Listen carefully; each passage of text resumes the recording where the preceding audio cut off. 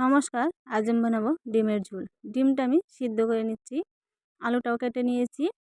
মশলাটা আমি কাঁচামরিচ, আদা, পেঁয়াজ কুচি, রসুন নিয়েছি। এবার আমার ডিমটা সিদ্ধ হয়ে গেছে। এবারে আমি মশলাটা পেস্ট করে নেব। কাঁচামরিচ, পেঁয়াজ, আদা, রসুন, গোটা জিরে। এবারে আমি ভালো করে এটা পেস্ট করে নেব।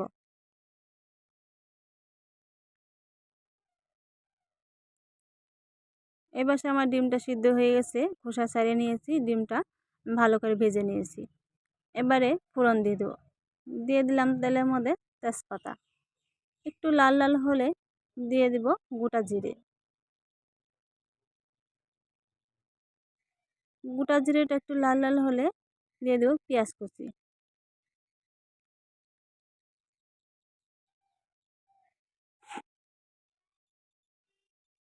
দিয়ে দিলাম পেঁয়াজ কুচি। পেঁয়াজ কুচি দিয়ে একটু লাল লাল করে ভেজে নেব,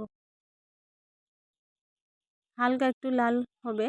এবারে দিয়ে দেবো আগে থেকে কেটে রাখা আলু। আলুটা দিয়ে আবার একটু ভেজে নেব।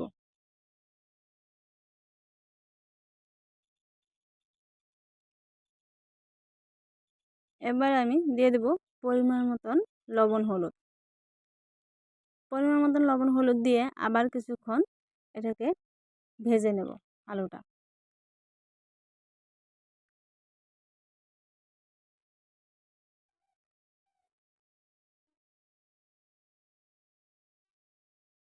এবারে আগে থেকে করে রাখা মশলাটা দিয়ে দিলাম। পেঁয়াজ, রসুন, আদা, কাঁচামরিচ, গোটা জিরে সব একসাথে একটা পেস্ট বানিয়ে নিয়েছিলাম, সেটা দিয়ে এবার কিছুক্ষণ কষিয়ে নেব।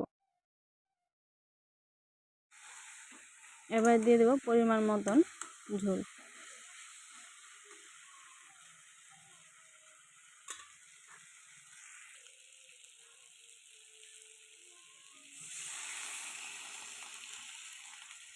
খেতে খুবই টেস্টি হয়েছিল। পাতলা একটা ডিমের ঝোল। আমার এটা ঝোলটা পড়ছে, আলুটাও সিদ্ধ হয়ে গেছে।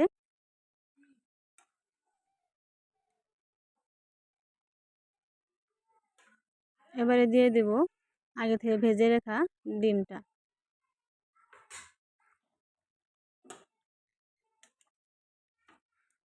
ডিমটা দিয়ে আবার একটু ফুটিয়ে নেব। এবারে উপর থেকে দিয়ে দিলাম গরম মশলা।